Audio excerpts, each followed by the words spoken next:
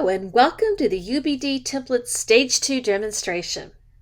Now if you think back to the UbD Stage 1 template, remember that's where you determine the desired results for your unit. In UbD Stage 2, we shift our thinking to evidence of learning. How will you know if students have met the learning goals established in Stage 1? This is where you think about and determine what types of evidence will be collected from students to demonstrate their level of understanding, and you'll also develop the assessment task that will be used to collect this evidence. Now, it's important to keep the components of Stage 1 and 2 aligned, which means that the assessments you use to collect evidence in Stage 2 should clearly support the big idea and learning goals from Stage 1. So let's get started.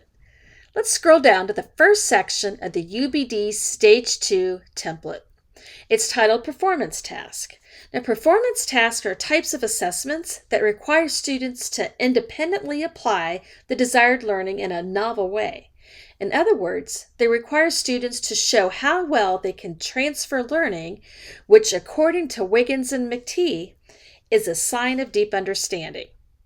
Now, performance tasks are usually complex, hard to grade, time-consuming, and messy.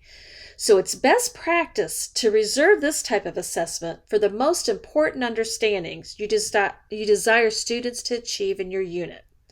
You often only have time for one performance assessment in a unit.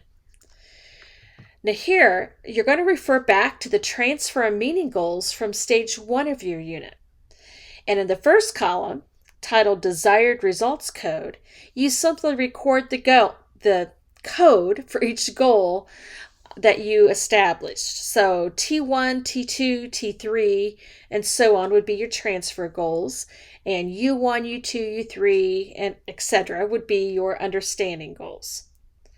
Then, in the next column, you'll describe the performance task that the students will complete to demonstrate their depth of understanding.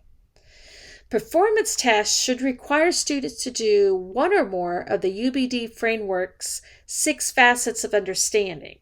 These facets are to explain, interpret, apply, demonstrate perspective, display empathy, and to show self-knowledge.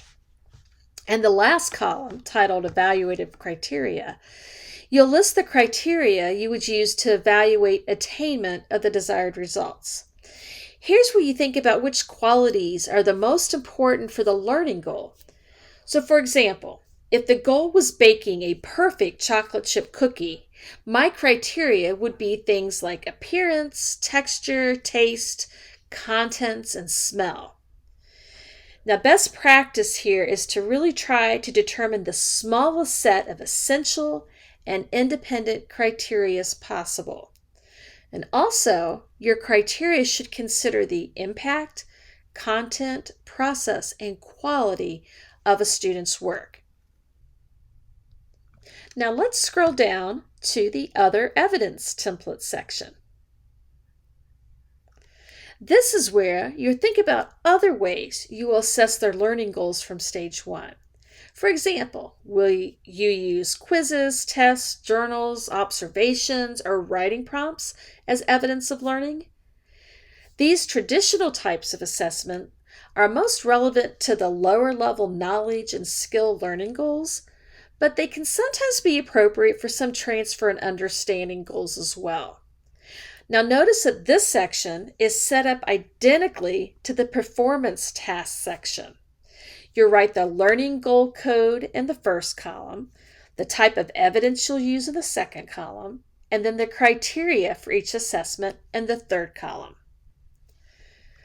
Now, the last section of the Stage 2 template is all about rubrics. A rubric is an evaluation tool based on identified criteria and includes a measurement scale and descriptions of levels of performance across that scale. Now, rubrics are really useful because they help make grading these complex, messy performance assessments much easier, and they also help make grading more consistent. They also clarify expectations for students and make it easier for instructors to provide specific feedback to students. In this section, you're asked to create a rubric that you will use to evaluate the performance assessment that you described in the first section of the Stage 2 template. So here you're going to list each criterion that you identified earlier and describe what each level of attainment would look like. So if you use my cookie example from earlier and consider the first criterion of appearance, what would an exemplary chocolate chip cookie look like?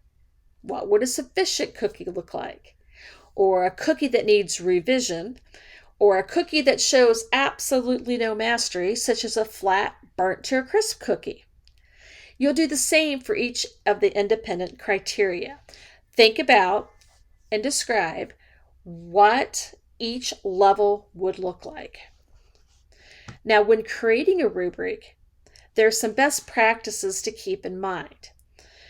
First, instead of trying to create a rubric that is specific to a certain assessment, it's better to create a general rubric that can be used consistently for many assignments. So you might consider working with a team or department to create a common rubric that can be used on many assignments throughout the entire school year. It's also a good idea to look toward professional organizations and to see what criteria they have already set forth. This could really help you when you're designing a rubric, and it also lends credibility to your rubric. Thank you for joining me for this UbD Template Stage 2 demonstration. Remember, Stage 2 is all about evidence of learning. I hope you have learned something new about the UbD process and have a better understanding on how to use the template to create a unit that is aligned, effective, and robust.